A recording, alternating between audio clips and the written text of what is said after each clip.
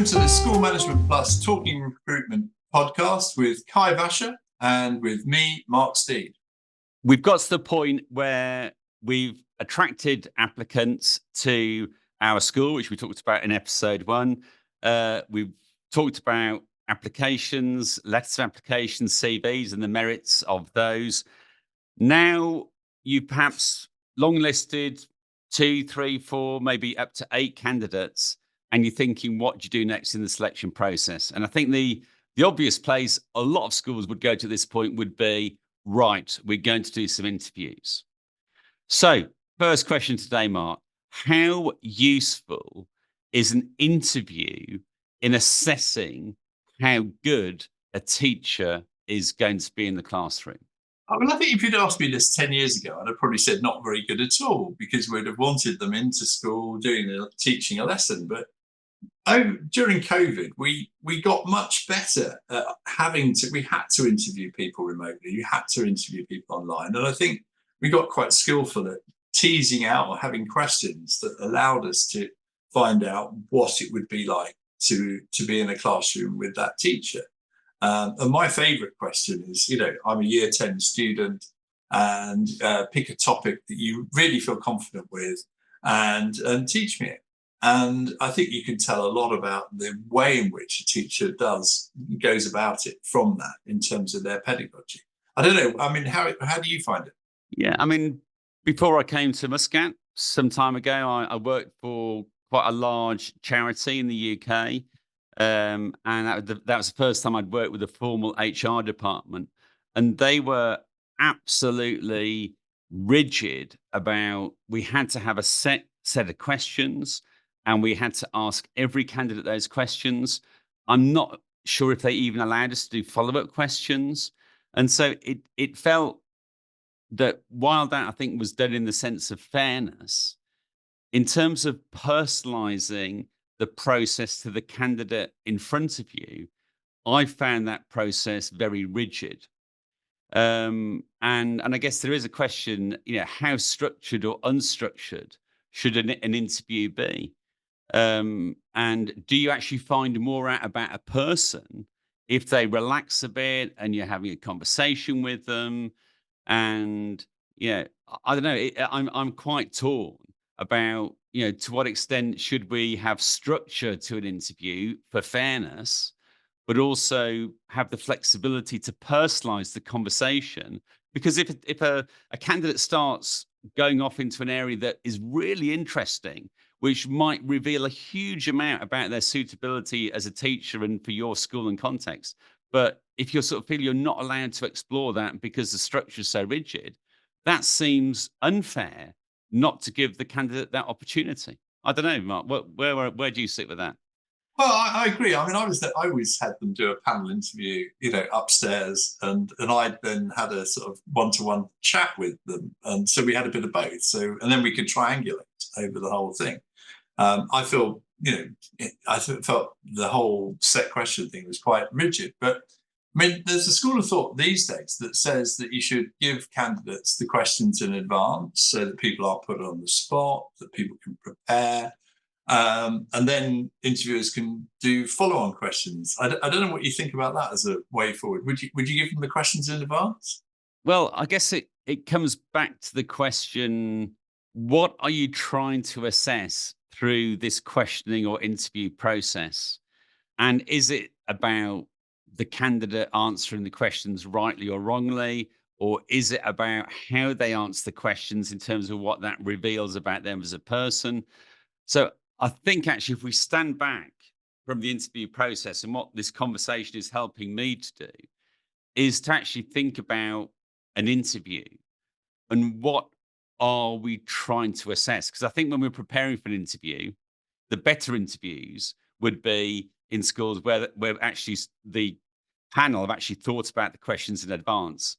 Certainly not in my school, but I'm aware of some settings where maybe people aren't going in with even the questions prepared.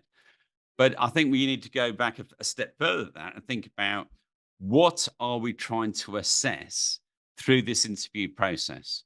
And then I think you can start to think about, well, do you give questions in advance or not, and why would you do that? And then I think that's the key to me. What are we trying to assess through an interview? And I think that's a really good question, because I think, see, one of the dangers, I think, is that you find someone who will fit in. And I think that the whole of the debate around diversity and inclusion has been based around people looking at this question of and the answer being the wrong answer. This person won't fit in because of their whatever background, whatever makes them different from the sort of people, the norm.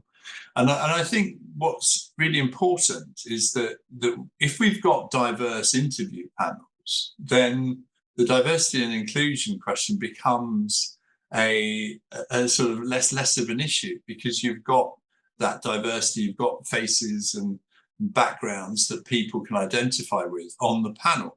If you've got an all-white male in their 50s panel, then that in itself can be quite intimidating. So I think it slightly depends on your context, but this is a real balance. How do we ensure fairness, and yet how do we have that deeper conversation that gets into the sort of the real nuts and bolts of whether this person's going to be a good teacher in your school? And I think building on that really is that I think increasingly schools are thinking about, when they are selecting teachers, going through a selection process for teachers to their school. I think increasingly we are thinking about not just the interview, but thinking about a more skills and competency-based approach to selection. So I think, for example, it's increasingly common for schools to use psychometric testing. We certainly weren't using that 10 years ago. We do use that now for some posts, and it's really actually a useful bit of information. And so you can do other forms of assessment.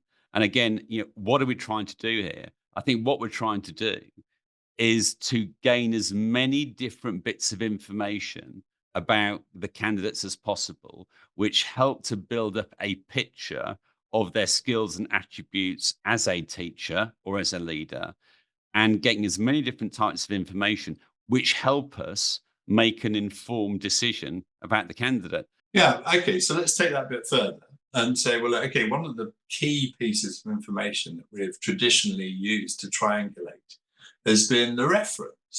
And yet, we're now in a situation where references have become incredibly formulaic as well. The idea of writing a paragraph or prose about your candidate, your person in your school who's going on for the job interview, has gone. We've now got set questions. We have to make judgments. There's a fear of litigation around service access requests. So how useful are references these days? I mean, if we lost that as a point of triangulation. References. Don't get me started on references. I think there are three groups of schools when it comes to references. There seem to be those schools who appoint without references. There seem to be those schools that appoint with some form of reference, and there seem to be other schools who appoint doing all the checks and balances that you're now supposed to do when you're calling for references, including phoning the referee, the person who's allegedly given the reference, and asking a number of questions and so on. There's that issue that there are still, I think, plenty of schools out there who aren't even calling for references. So that's a massive safeguarding issue, which I think as a education sector internationally, we really need to deal with that. And I know that the membership organizations are working on that. But I think the other point is, I also think we have to be realistic that, for all the reasons you've just outlined there, Mark, I think we can only expect a reference to give us information on if there have been any serious safeguarding issues or any disciplinary issues. And the reference in its current form, I don't think is going to give us any other information than that. I mean, that is obviously crucial, but where we are now at the moment, references, we can't expect anything more than that from a reference. Do you agree? No, I do, and I think I'm sort of coming around to the view that the references, aren't really worth the paper they're on. And and we might as well just go for the simple safeguarding disciplinary record questions, statutory questions, and leave it at that. But then that brings us back all the more to the interview process being an absolute crucial part of the sort of selection. Sort of you lose that triangulation, so it actually makes the interview even more important than it was before, and that worries me, because there's so many potential pitfalls in getting an interview wrong. I mean, for me, it's so if we accept what we just said about references, that's going to give us a limited amount of information, but very important information. And then the interview process is, I think, ideally, my dream is a process where we have a whole range of different metrics and data about the candidate, and we also have real opportunity to find out who they are as a human being. Because I remember the first school I worked in, and it was a great school. This was a long time ago, and it seemed like somehow the head teacher had recruited just a bunch of really lovely people who were all great teachers. And the fact they were all lovely people created a wonderful culture in that school. And I don't know how he did that, but whatever he did, it was a great few years where that team that gelled together right across the school created a very harmonious and positive professional culture. Well, Kai, that's a great note to finish on, and a very positive one. So it's been great to sort of explore this third chapter in our series on the teacher recruitment crisis and how we go about it. So we've started an interesting conversation there, I think, Mark, about the interview process or the selection process, and about references. And I think we've just sparked the conversation. So if you would like to contribute, which I know many of you are already doing, we're really grateful for your comments on the LinkedIn post. If you've got some thoughts, if you've got some feedback, if you've got some suggestions, then please join in the conversation. This is really crucial that we think about this and we get this right as we move forward. So thank you for your contributions. Keep them coming through.